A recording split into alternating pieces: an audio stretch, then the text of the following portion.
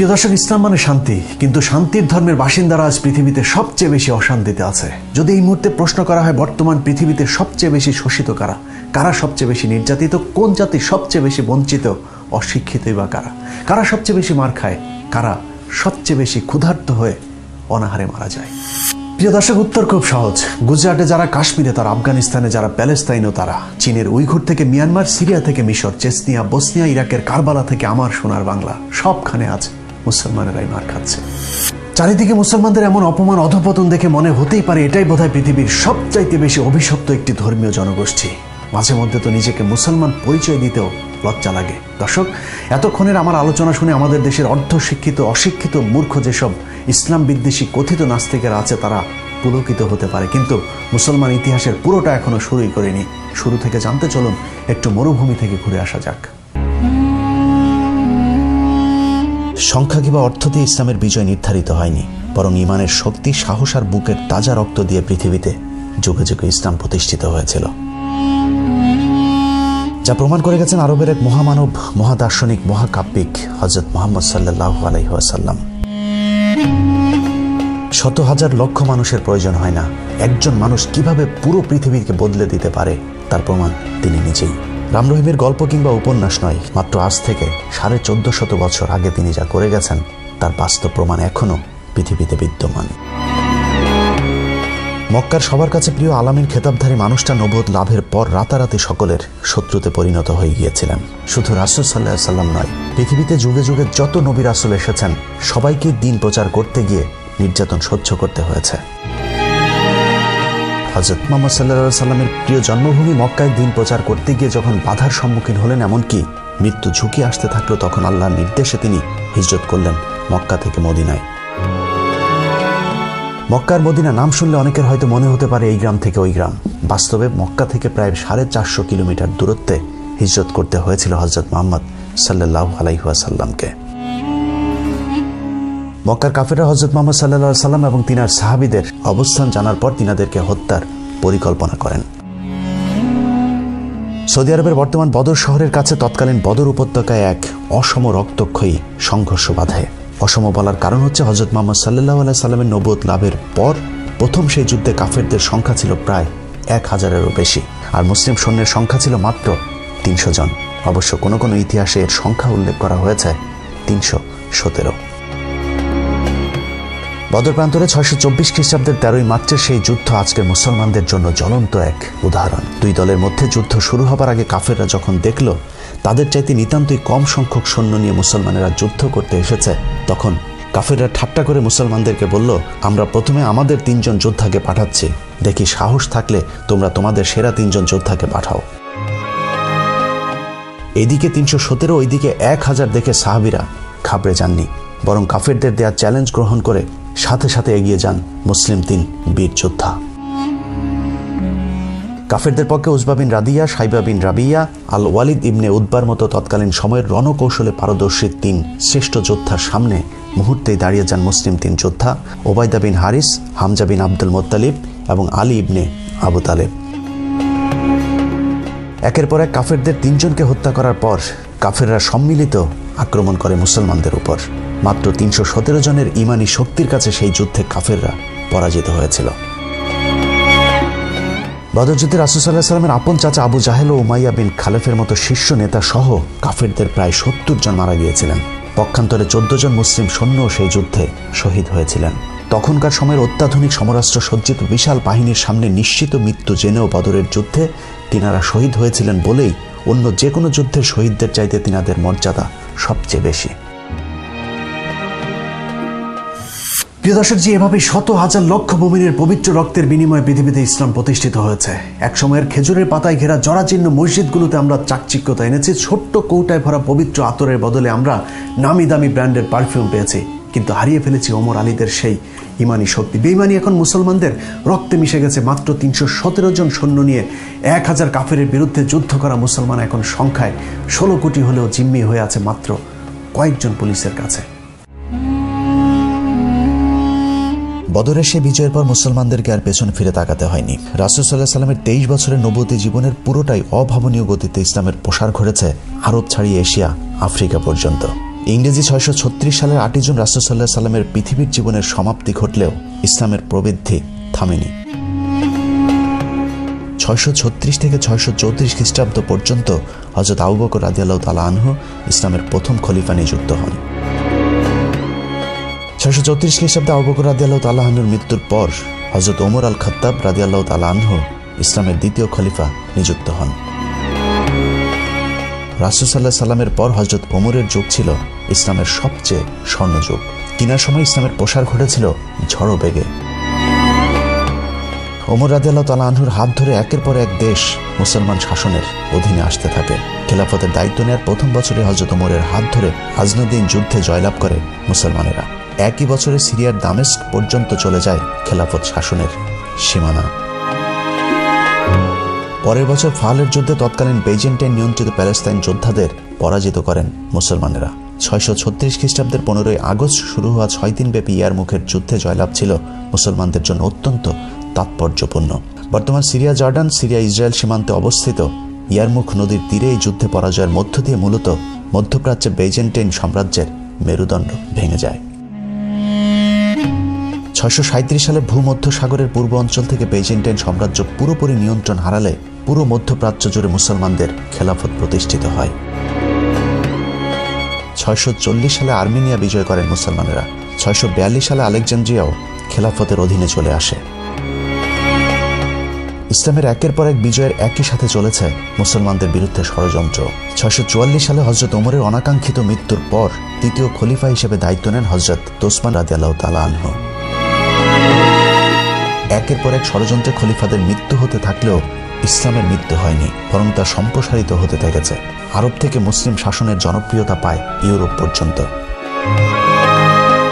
649 সালে হযরত ওসমানের সময় মুসলমানেরা সাইপ্রাস দখল করে। 651 সালে সাসানিয়ান সাম্রাজ্য দখলে আসে মুসলমানদের। এভাবে একের পর এক সাম্রাজ্য, দেশ, মহাদেশ মুসলমানদের দখলে আসতে থাকে। 654 সালে হযরত ওসমানের মৃত্যুর পর হযরত আলী রাদিয়াল্লাহু তাআলা আনহু খলিফা নিযুক্ত হন। হযরত আলী রাদিয়াল্লাহু তাআলা আনহুর খেলাফতের ব্যাপ্তিকাল ছিল মাত্র 6 বছর। তবে অল্প সময়ের মাঝেও বেশ কিছু বিজয় লাভ করে মুসলমানেরা। তিনার সময়ে মুসলমানদের সাথে বেইজেন্টাইনদের ঐতিহাসিক চুক্তি সম্পন্ন হয়। প্রিয় দর্শক, দেশে দেশে সুশাসনের মতো জ্ঞানের রাজ্য একসময় শাসন করেছে মুসলমানেরা। চিকিৎসা, পদার্থ, জ্যোতির্বিদ্যা, রসায়ন সহ জ্ঞান বিজ্ঞানের এমন কোনো শাখা নেই যেখানে মুসলমানেরা নেতৃত্ব দেয়নি। ইংরেজি 632 থেকে 1200-1300 সাল পর্যন্ত মুসলমানদের ইতিহাস, আর 1900-2021 সালের ইতিহাস পুরোই উল্টো। ইহুদি খ্রিস্টানেরা যখন মহাশূন্য জয় করছে, মুসলমানেরা তখন ফতোয়া দিচ্ছে টেলিভিশন দেখা হারাম। ওয়াজ মাহফিলগুলোর একটা বড় অংশ জুড়ে থাকে মেয়েদেরকে পর্দায় রাখার আলোচনা। মুসলমানেরা শিক্ষা, গবেষণা বাদ দিয়ে এখন আল কায়দা, IS তৈরি করে মানুষ হত্যা করছে। অথচ ইসলাম কখনোই নিরীহ মানুষ হত্যা করাকে সমর্থন করে না। তারপরেও এরকম কিছু পথভ্রষ্ট বিপদগামীদের কারণে মুসলমানেরা এখন পশ্চিমা বিশ্বের কাছে জঙ্গি নামের প্রতিষ্ঠিত। যে মুসলমানের জ্ঞান বিজ্ঞান নিয়ে করা গবেষণার উপর আজকের আধুনিক সভ্যতা দাঁড়িয়ে আছে, সেই মুসলমানেরা তাদের পূর্বসূরীদের দেখানো রাস্তা ভুলে ভুল পথে হাঁটতে শুরু করেছে। আজকের মুসলমানদেরকে দেখে যারা ইসলামকে বিচার করে, তাদের কাছে মুসলমানদের অতীত ইতিহাস একেবারেই অজানা। জ্ঞান বিজ্ঞানের কোথায় ছিলেন না মুসলমানেরা? চিকিৎসা, জ্যোতিষশাস্ত্র, পদার্থ, রসায়ন, জীববিজ্ঞানের সকল শাখায় একসময় মুসলমানেরা নেতৃত্ব দিয়েছেন সামনে থেকে। অসংখ্য এরকম মুসলিম বিজ্ঞানীদের মধ্যে উল্লেখযোগ্য হলেন আল জাবের। গণিতের ইতিহাসে একটি যুগান্তকারী উদ্ভাবক তিনি। বীজগণিতকে একটি স্বাধীন এবং সুশৃঙ্খল গণিতের শাখায় প্রতিষ্ঠিত করেছিলেন আল জাবের। আল জাবের থেকেই অ্যালজেব্রা শব্দটিকে তিনি নিজেই নির্বাচিত করেছিলেন। এরকম অসংখ্য মুসলিম বিজ্ঞানী মনীষীর মধ্যে উল্লেখযোগ্য কয়েকজনের কথা একটু জেনে আসা যাক। জাবির ইবনে হায়ান, জাইবার নামেও তিনি পরিচিত। এই বিজ্ঞানীকে আরব রসায়নের জনক বলা হয়। অ্যালকেমি এবং ধাতব বিদ্যায় তিনার ভূমিকা ছিল অত্যন্ত গুরুত্বপূর্ণ। মোহাম্মদ ইবনে মুসা আল খোয়ারিজমি, পশ্চিমাদের কাছে যিনি অ্যালগরিথমি বা অ্যালগোরিজিন নামে পরিচিত। তিনি প্রথম হিন্দি এবং আরবি ভাষার সংখ্যা এবং ইউরোপের গণিতে বীজগণিতের ধারণা প্রবর্তন করেছিলেন। তিনার আগে ইউরোপের গণিতে বীজগণিতের ধারণাই ছিল না। ইবনে ইসাক আল কিন্দি, আল কিন্দুস বা আল ক্যান্ডাস নামেও পরিচিত তিনি। তিনি আরব দার্শনিক এবং বিজ্ঞানী যিনাকে মুসলিম দার্শনিকদের মধ্যে প্রথম সারির একজন হিসেবে বিবেচনা করা হয়। থাবিত ইবনে কুররা, পশ্চিমাদের কাছে যিনি থিবিট নামে পরিচিত, তিনি আরব গণিতবিদ, চিকিৎসক এবং জ্যোতির্বিদ, যিনি টলেমিক সিস্টেমের প্রথম সংস্কারক এবং স্ট্যাটিক্সের প্রতিষ্ঠাতাও ছিলেন এই মুসলিম বিজ্ঞানী। আল ব্যাটেনি, আল ব্যাটেনিয়াস নামেও তিনি পরিচিত। আল ব্যাটেনি আরব গণিতবিদ, বিজ্ঞানী এবং জ্যোতির্বিদ, যিনি বছর ও বিভিন্ন ঋতুর নির্ধারণী বিদ্যমান মানগুলোকে প্রতিষ্ঠা করেছিলেন। আবু বকর আল রাজি, রাহেজ নামেও তিনি বহুল পরিচিত। পার্সিয়ান এই অ্যালকেমিস্ট এবং দার্শনিক ইতিহাসের অন্যতম সেরা চিকিৎসকদের মধ্যেও একজন ছিলেন। আবু নাসর আল ফারাবি, আল ফারাবিয়াস নামেও তিনি পরিচিত। মধ্যযুগের অন্যতম প্রধান চিন্তাবিদ, দার্শনিক এবং বিজ্ঞানীদের মধ্যে আল ফারাবি একজন। ইবনে আল হাইথাম, আল হাজার নামেও তিনি পরিচিত। আরবের এই জ্যোতির্বিদ এবং গণিতবিদ অপটিক্সের নীতি এবং বৈজ্ঞানিক পরীক্ষাগুলোর ব্যবহারে গুরুত্বপূর্ণ অবদান রেখেছিলেন। ইবনে সিনা, অ্যাভিসিনা নামেও তিনি পরিচিত। মুসলিম চিকিৎসকদের মধ্যে অন্যতম একজন বিজ্ঞানী। পার্সিয়ানি দার্শনিক এবং বিজ্ঞানী চিকিৎসা শাস্ত্রের জন্য বিশেষভাবে বিখ্যাত। বিশেষ করে আজকের আধুনিক চিকিৎসা শাস্ত্রে ইবনে সিনার অবদান অপরিসীম। ওমর খাইয়াম, পার্সিয়ান গণিতবিদ, জ্যোতির্বিদ এবং কবি। বৈজ্ঞানিক কৃতিত্ব এবং রুবায়াতের জন্য তিনি বিখ্যাত হয়ে আছেন। ইবনে জোহর বা অ্যাভেনজোয়ার নামেও পরিচিত তিনি। আরবের চিকিৎসক এবং সার্জন। তার প্রভাবশালী বই আল তাইসির ফিল মুদাওয়াত ওয়াল তাদবির থেরাপিউটিক্স এবং ডায়েট সম্পর্কিত প্রথম লেখা বই। ইবনে রুশদ বা অ্যাভারোয়েস নামেও পরিচিত। আরবের এই দার্শনিক এবং পণ্ডিত, যিনি অ্যারিস্টটলের বেশিরভাগ রচনা এবং প্লাটোর প্রজাতন্ত্রের একাধিক সংক্ষিপ্ত সার এবং ভাষ্য তৈরি করেছিলেন। ইবনে বাতুতা বা শামস আদ-দ্বীন নামে পরিচিত মুসলিম এই বিজ্ঞানী। ইতিহাসের অন্যতম বিখ্যাত ভ্রমণ সম্পর্কিত বই রিহলাহ লিখেছিলেন ইবনে বাতুতা। ইবনে খালদুন, আরবের বিখ্যাত ইতিহাসবিদ, ইতিহাসের প্রথম দিককার নন ইংরেজিয়াস দর্শনগুলোর মধ্যে একটি বিকাশ করেছিলেন। আধুনিক ইতিহাস, সমাজবিজ্ঞান এবং অর্থনীতির অন্যতম অগ্রণী আবিষ্কারক হিসাবে তিনি বিবেচিত। ইবনে আল বাইতার, মধ্যযুগে ইসলামিক চিকিৎসকরা যে পদ্ধতিগুলি আবিষ্কার করেছিলেন, তিনি তাদেরই মধ্যে অন্যতম একজন। এরকম অসংখ্য মুসলমান বিজ্ঞানীদের গবেষণার উপর আজকের আধুনিক সভ্যতা দাঁড়িয়ে আছে। কিন্তু শুধুমাত্র মুসলমান হবার কারণেই তাদের নাম নিশানা পর্যন্ত মুছে ফেলার চেষ্টা করা হচ্ছে। ঠিক যেভাবে আদম থেকে অ্যাডাম, ইব্রাহিম থেকে আব্রাহাম হয়েছে। লম্বা একটা সময় ধরে মুসলমানেরা জ্ঞান বিজ্ঞান থেকে দূরে থাকার কারণে আমরা তাদের নাম পর্যন্ত ভুলে যেতে বসেছে। মাঝে মধ্যে ইসলাম বিদ্বেষী নাস্তিকদের কাছে শুনতে হয় মুসলমানেরা অশিক্ষিত বর্বর একটি জাতি। বর্তমান পৃথিবীর মুসলমানদের সবচেয়ে বড় শত্রু পাশের দেশ ভারত, যাদের অর্ধেক মানুষের স্যানিটাইজেশন সুবিধা নেই, অথচ শুধুমাত্র পারমাণবিক ক্ষমতার কারণে বিশ্বের দ্বিতীয় পরাশক্তি চীনের সাথে লড়াই করার সাহস দেখাচ্ছে এই ভারত। হাস্যকর বিষয় হলো যে পারমাণবিক শক্তির দাপটে ভারত চীন এবং পাকিস্তানের সাথে যুদ্ধ করার সাহস দেখায়, সেই পারমাণবিক শক্তি অর্জনের একচ্ছত্র কৃতিত্ব একজন মুসলমানের, যার নাম এপিজে আবুল কালাম আজাদ। প্রিয় দর্শক, আজ সেদিন নেই, মুসলমানেরা আজ পৃথিবীর সবচাইতে পিছিয়ে পড়া জাতি। ইসলামী আদর্শ আর জ্ঞান বিজ্ঞানের বাইরে গিয়ে মুসলমান নেতারা আজ নারী, গাড়ি, বাড়ি নিয়ে পাড়ি দিয়েছে অজানা এক গন্তব্যের দিকে। একসময়ের জ্ঞান বিজ্ঞানে নেতৃত্ব দেওয়া মুসলমানেরা এখনো তরবারি দিয়ে পৃথিবী জয়ের ইতিহাস নিয়েই আত্মতুষ্টিতে ভুগছেন। কিন্তু এতদিনে পৃথিবী যে কোথায় চলে গিয়েছে তার কি কোনো খবর আছে? তরবারি দিয়ে জেহাদ করার দিন শেষ, এখন পৃথিবী চলে বুদ্ধির জোরে, প্রযুক্তির জোরে। ছোট্ট একটি ইহুদি রাষ্ট্র পুরো আরবের মুসলমানদেরকে শাসন করে চলেছে। অন্যদিকে তেল আর স্বর্ণ বিক্রি করে খাওয়া আরবরা এখন পৃথিবীর সবচেয়ে অলস আর মূর্খ জাতি।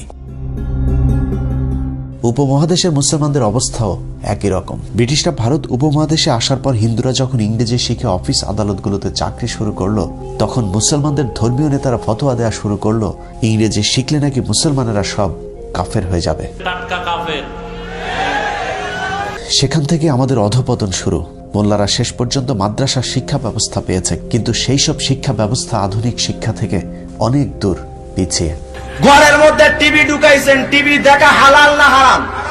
মাত্র কিছুদিন আগে টেলিভিশন দেখা ফতোয়া দেয়া মোল্লারা এখন টেলিভিশনের নিয়মিত অতিথি। ইজতেমার মাঠে ক্যামেরা ঢুকতে না দেয়া তবলিগের লোকেরা এখন সাংবাদিক ডেকে সংবাদ সম্মেলনও ঘটছে। নির্বাচনে অংশ নেয় জামাতকে কাফের ফতোয়া দেয়া পীর সাহেবেরাও এখন হাত পাখা মার্কায় নির্বাচনে প্রতিদ্বন্দ্বিতা করছেন। আমেরিকার বিরুদ্ধে সোশ্যাল মিডিয়াতে জেহাদ করা মৌলভীরা হয়তো জানেনই না ফেসবুক, ইউটিউবে সবকিছুরই নিয়ন্ত্রক আমেরিকা। সুতরাং জেহাদের চিন্তা বাদ দিয়ে মুসলমানদের উচিত নিজেদেরকে আগে সংশোধন করা। বাংলাদেশের মতো 85% মুসলমান অধ্যুষিত একটি দেশ, যে দেশের সংবিধানের প্রস্তাবনায় বিসমিল্লাহির রহমানুর রাহিম লেখা আছে খাতা কলমে রাষ্ট্রধর্ম ইসলামও, কিন্তু মুসলিম এই দেশে আজ মানুষকে নামাজ পড়তেও বাধা দেওয়া হয়। অথচ আমেরিকার এমন একটি মসজিদও নেই যেখানে তারাবির নামাজ বন্ধ করা হয়েছিল। অতএব মুসলমানদের শত্রু এখন আমেরিকা না, বরং মুসলমানেরা এখন মুসলমানদের সবচেয়ে বড় শত্রু। আমরা যারা মসজিদে আকসাতে ইসরায়েলি বাহিনীর হামলার বিরুদ্ধে কথা বলছি তারা হয়তো ভুলেই গিয়েছি মাত্র কয়েকদিন আগে বাইতুল মোকাররমের ঠিক একই কায়দায় হামলা করেছিল আওয়ামী লীগের সন্ত্রাসী বাহিনীরা, অথচ তারাও তো নামে মুসলমান।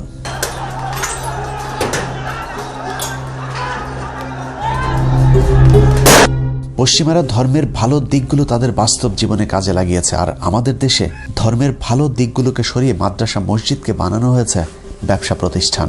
এখনো কাফের হয়ে যাবার ভয়ে কওমি মাদ্রাসাগুলোতে ইংরেজি শেখানো হয় না, পাঠ্যসূচিতে নেই গণিত, বিজ্ঞানের মতো প্রয়োজনীয় বিষয়গুলো,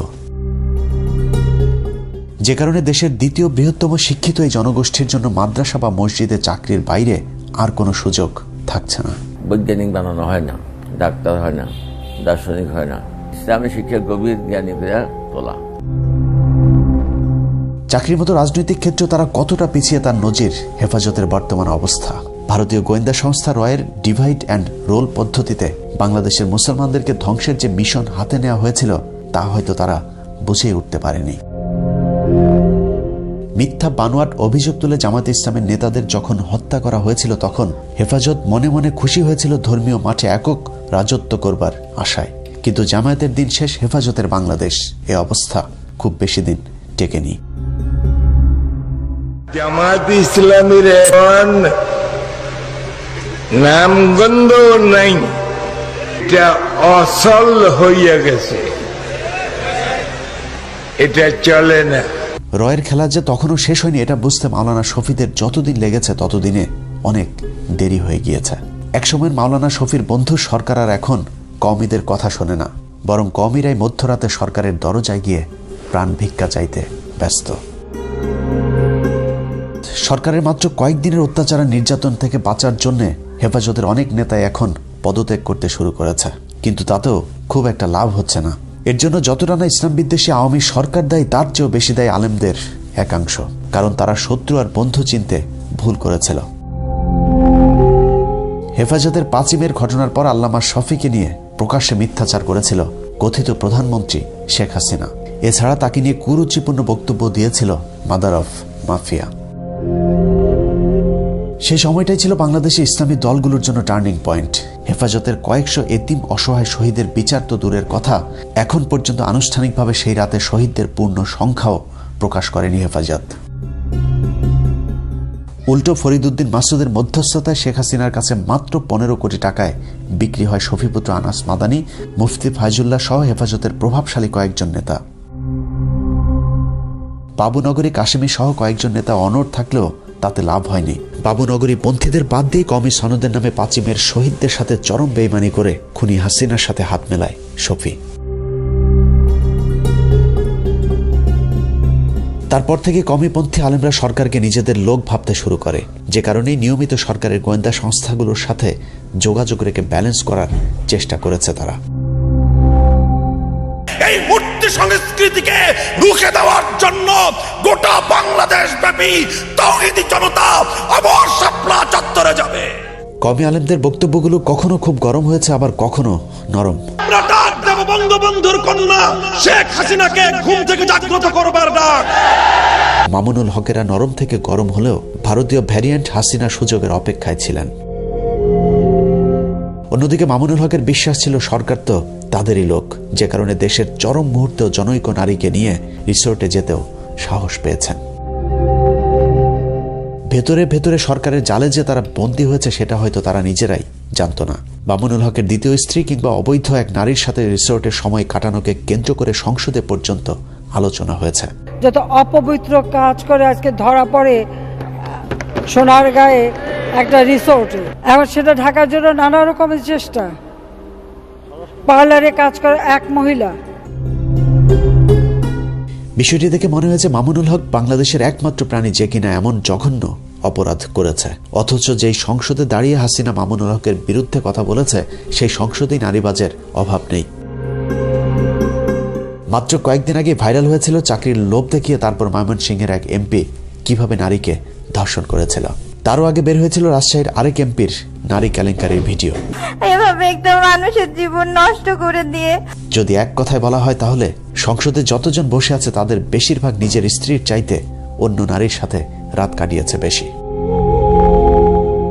সংসদে এরকম অনেক নারী সদস্য আছে যারা এক সময় 300 টাকায় অন্য পুরুষের মনোরঞ্জন করত। যে মিডিয়া মামুনুল হকের গোপন স্ত্রীদের তল্লাশিতে ব্যস্ত তাদের এরকম অনেক অশ্লীল কার্যকলাপের নমুনা সোশ্যাল মিডিয়াতে ছয়লাভ। মামুনুল হককে নিয়ে সবচেয়ে বেশি সোচ্চার থাকা মিথিলা ফারজানার সাথে মোজাম্মেল বাবুর অন্তরঙ্গ ছবিও ফাঁস হয়েছে অনেক আগেই। তারপরেও তাদের বিরুদ্ধে কোনো ব্যবস্থা কি এখন পর্যন্ত নেওয়া হয়েছে? অথচ মামুনুল হকের এক ঘটনাকে কেন্দ্র করে হেফাজতের শীর্ষ সব নেতাদেরকে আটক করা হয়েছে। যদি মনে করা হয় ধর্মীয় নেতা বলে তাদের বিরুদ্ধে ব্যবস্থা নেওয়া হয়েছে, সেটাও সঠিক নয়। কারণ চরমোনাইপন্থী দুই কথিত আলেম হাফিজুর ও মিসবাহ দুজনেই অন্যের বউকে নিয়ে অনৈতিকভাবে সংসার করছে, কিন্তু তাদের বিরুদ্ধে সরকার নীরব। কারণ চরমোনাই এখন সরকারের টোপ গেলা পরের শিকার। চরমোনাইরা মনে করছে গোয়েন্দা সংস্থাগুলো তাদের আগামী নির্বাচনে প্রধান বিরোধী দল বানাবে, কিন্তু তাদের মনে রাখা উচিত মামুনুল হকের ঘটনা একটি উপলক্ষ মাত্র। বাংলাদেশকে ধর্মহীন রাষ্ট্র বানানোর পরিকল্পনা হাসিনা অনেক আগেই হাতে নিয়েছে। সেখানে চরমোনাইয়েরও জায়গা হবে না আজ হোক বা কাল।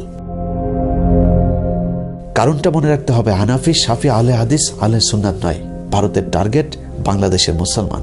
এক এক করে আমরা সবাই মার খাচ্ছি, কিন্তু একসাথে রুখে দাঁড়ানোর জ্ঞান কিংবা সাহস কোনোটাই আমাদের নেই, যে কারণে সামনের দিনগুলো বাংলাদেশের মুসলমানদের জন্য আরো বেশি ভয়ঙ্কর হয়ে উঠতে পারে। প্রিয় দর্শক, কেন এমন হলো? কেন মুসলমান মার খায়? কেন মুসলমান না খেয়ে মারা যায়? মাত্র 317 জন দিয়ে পৃথিবী জয় করা মুসলমানের সংখ্যা এখন 250 কোটি, যা পৃথিবীর দ্বিতীয় বৃহত্তম ধর্মীয় জনগোষ্ঠী। সংখ্যায় বেড়েছে কিন্তু হারিয়েছে সাহস। এক মুসলমান আজ আরেক মুসলমানের বিপদে বুক পেতে দিতে ভয় পায়, সুখ পায় অন্য মুসলমানের অসুখে। মুসলমানেরা আজ পৃথিবীতে সবচাইতে মুসলমানদের বড় শত্রু।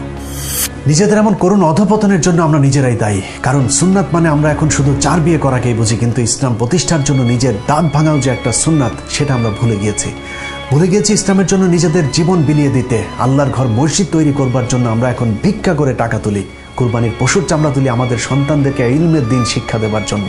কিন্তু কখনো কি চিন্তা করেছেন যে দেশে শত শত হাজার হাজার প্রতিষ্ঠান সরকারের টাকায় চলতে পারে, সেই দেশে কেন মসজিদ মাদ্রাসা ভিক্ষা করে তারপর চলতে হবে?